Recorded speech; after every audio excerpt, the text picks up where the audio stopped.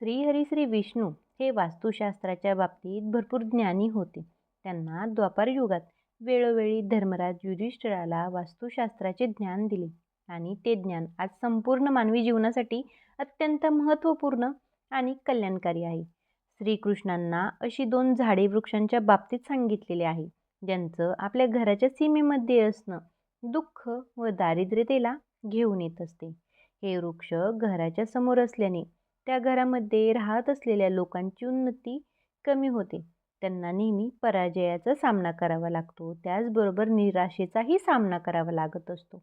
वास्तुशास्त्राच्या अनुसार काही झाडे व वृक्ष आपल्या राहत्या बंगल्याच्या सुंदरतेला नक्कीच वाढवत असतात. त्याचसोबतच हे वातावरणालाही शुद्ध ठेवत असतात. ह्या झाडे रोपांमुळे सकारात्मक ऊर्जेचा संचार होतो, जे की आपल्या जीवनासाठी अत्यंत आवश्यक असतात. हे वृक्ष नकारात्मकतेला कमी करून वातावरणाला अधिक सकारात्मक करण्याचे कार्य करत असतात. घरापुढे शोभा येईल असे झाडे लावल्याने घरामध्ये बरकत येते. त्याचबरोबर हे झाडे रोपे कित्येक प्रकारचे वास्तुदोषांनाही नष्ट करत असतात. आपल्या घराच्या अंगणात उभे असलेली ही झाडे रोपे देवी देवतांच्या समान आपल्या घरांचे रक्षण करतात. त्यामुळे आपल्या शास्त्रांमध्ये आपल्या राहत्या घराच्या अंगणातील सीमेमध्ये काही झाडे लावण्याचा सल्ला देण्यात आला आहे. आज आपण जाणून घेणार आहोत की आपल्या राहत्या घराच्या सीमेमध्ये कोणती झाडे, रोपे, वृक्ष असली पाहिजे आणि कोणते वृक्ष असता कामा नये. जसे की काही वृक्षांना शास्त्रामध्ये शुभदायी सांगण्यात आलेले आहे. अगदी अशाच प्रकारे वास्तुशास्त्रानुसार अशुभ वृक्ष तसेच झाडी रोपांचेही वर्णन करण्यात आलेले आहे. त्यामुळे या झाडी रोपांचे घराच्या सीमेमध्ये असणे अत्यंत अशुभ आणि अमंगलदायी असते. या वृक्षांच्या सानिध्यात राहिल्याने धनाचा नाश तर होतच असतो, त्याचबरोबर शत्रूमध्ये सुद्धा वाढ होत जाते. मनुष्य आपला मान सन्मान हरवून बसतो. त्यामुळे जर तुम्ही कळत नकळत जर हे झाड वृक्ष लावत असाल किंवा लावली असतील तर वेळ न घालवता त्यांना काढून टाकले पाहिजे नाही. बघा, सर्वात पहिले वृक्ष म्हणजे पिंपळाचे वृक्ष. कोणत्याही जलाशयाच्या ठिकाणी म्हणजेच विहीर इत्यादीच्या जवळ पिंपळाचे रोप लावणाऱ्या व्यक्तीला जे फळ मिळते ते शेकडो यज्ञांच्या समान प्राप्त होते. बघा, जेव्हा पिंपळाची पाने त्या जलाशयात पडतात तेव्हा ती पिंडाच्या समान होऊन पितरांच्या मुक्ती प्रदान करत असतात.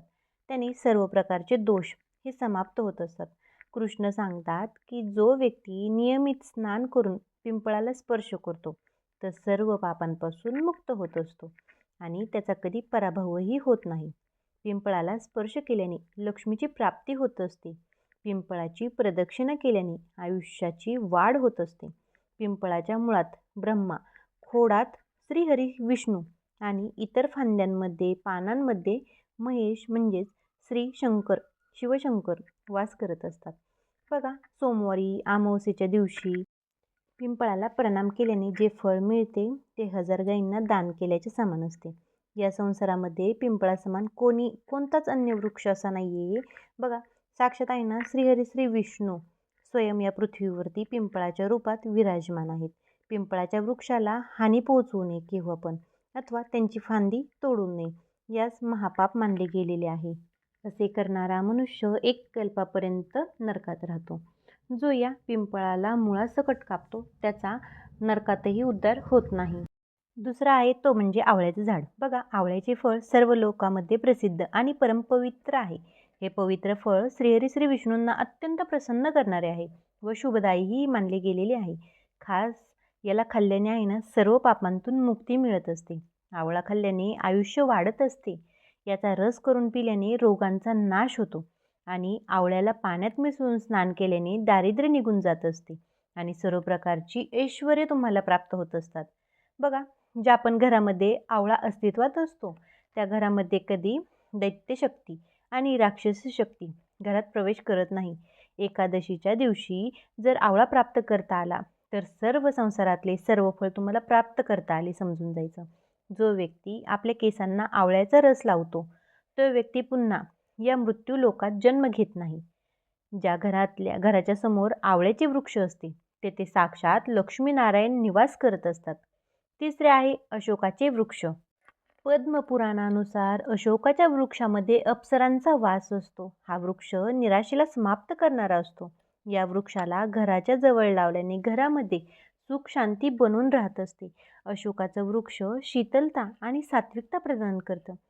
माता लक्ष्मीने जेव्हा सीतामातेच्या रूपात अवतार घेतलेला होता, तेव्हा रावणाद्वारे अपहरण केल्यानंतरनं सीतामातेचा वास या अशोक वाटीमध्ये होता आणि त्यावेळी या अशोक वृक्षाने श्री सीतामातेची खूप सेवा केली. त्यामुळे श्री सीतामातेने या वृक्षाला ही वरदान दिलेलं होतं.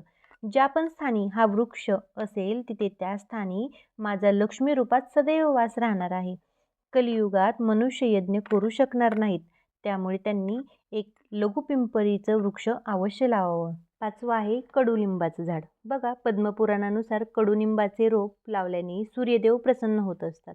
हा वृक्ष आयुष्य प्रदान करणारा मानला गेलेला आहे. याच घराजवळ लावल्याने नाना प्रकारच्या रोगांपासून सुटका होत असते. श्रीलक्ष्मीला कडुलिंबाची पाने अत्यंत प्रिय असतात, त्यामुळे ती या वृक्षाजवळ निवास करते. घरासमोर कडुलिंबाच्या वृक्षाचे रोप लावल्याने किंवा अचानक उगवून आल्याने धनसंपत्तीची तुम्हाला प्राप्ती होत असते. 6वा आहे जांभळ वृक्ष. जर कोणी कन्याप्राप्तीसाठी प्रयत्न करत असेल किंवा मनोकामना करत असेल तर त्याने हा जांभळीचा वृक्ष अवश्य लावावा. पद्मपुराणानुसार ज्या मनुष्याच्या घरासमोर जांभळाचे झाड असते त्याच्या घरामध्ये मुलीचा जन्म होत असतो. 7वा आहे बेलवृक्ष. पद्मपुराणाच्या अनुसार बेलवृक्षामध्ये श्री शंकरांचा आणि गुलाबाच्या रूपामध्ये श्री पार्वती मातेचा निवास आहे. ज्यावेळी बेल आणि गुलाब यांचे जवळ रोप लावले जाईल तेव्हा शिवपार्वतीचा एकत्रित आशीर्वाद प्राप्त होईल. अशा घरामध्ये काही दुःख व दारिद्र्य येत नाहीत. तसेच त्या घरामध्ये काही अकाल मृत्यूही होत नाहीत आणि कोणतीही स्त्री अल्पायू विधवाही होत नाही. मोगऱ्याचं रोप. बघा, मोगऱ्याच्या रोपात गंधर्व निवास करत असतात, त्यामुळे मोगरा आपल्या घरात जवळ लावल्याने सर्व कार्यांमध्ये सिद्धी आणि शुभ फळाची प्राप्ती होत असते. केळीचे झाड पण खूप शुभ असते. घरामध्ये सुख, समृद्धी आणि खुशहाली घेऊन येत असते. केळीच्या झाडात श्रीहरी श्री विष्णूंचा वास असतो, त्यामुळे घराच्या जवळ केळीचे झाड, केळीचे वृक्ष असल्याने घरामध्ये कधी धनाची हानी किंवा धनाची कमी जाणवत नाही. तसेच प्राजक्ताच्या झाडाची निर्मिती ही समुद्रमंथनाच्या दरम्यान झाली होती आणि श्रीलक्ष्मी समुद्रमंथनातूनच प्रकट झालेली होती. त्यामुळे या पारिजातकाच्या वृक्षाचे खूप अधिक महत्त्व आहे. त्याचबरोबर मनुष्याने कधीही ताडीचा वृक्ष लावू नये. ताडीचा वृक्ष संतानाचा नाश करणारा वृक्ष असतो. ज्यांच्या घराच्या जवळ ताडीचा वृक्ष असतो त्या घराच्या संतानाची उन्नती कधीच होत नाही. मनुष्याने कधीही आपल्या घराच्या जवळ भेडा म्हणजेच त्रिफळाचे रोप कधीही लावू नये. जो व्यक्ती भेड्याचे वृक्ष लावतो तो व्यक्ती मृत्यूनंतर प्रेत बनतो. या वृक्षाखाली बसून कधीही पूजापाठही करू नये. कोणते झाड शुभदायी फलदायी आहे आपण पाहिलेले आहे आणि कोणते झाड आपल्या संतानाचा नाश करतो हे पण आपण पाहिलेलं आहे. कोणती झाडे तुमच्या दारात नाही आहेत ती लावा. म्हणजे जी आवश्यक आहे तीच लावा बरं का. म्हणजे मी जी फलदायी आहे सांगितलेली आहे ती झाडे लावण्याचा प्रयत्न करा शक्य असेल तर. आणि जी चुकीची झाडे मी तुम्हाला सांगितलेली आहेत ती जर तुमच्या दारामध्ये तुमच्या शेतामध्ये असतील तर ते काढून टाकण्याचा नक्कीच प्रयत्न करा. चला मग, झालेली सेवा, झालेला व्हिडिओ, जी काही दिलेली माहिती आहे ती आपल्या स्वामींचरणी मी रुजू करते आणि आजचा व्हिडिओ मी थांबवते. व्हिडिओवरती जर लास्टपर्यंत आलेला असाल तर चॅनलला सबस्क्राईब करायला मात्र विसरू नका. व्हिडिओला लाईक करा. चला मग, झालेली सेवा आपल्या स्वामींचरणी रुजू करते आणि आजचा व्हिडिओ मी थांबवते. अवधूत चिंतन श्री गुरुदेव दत्त. श्री स्वामी समर्थ सर्वांना.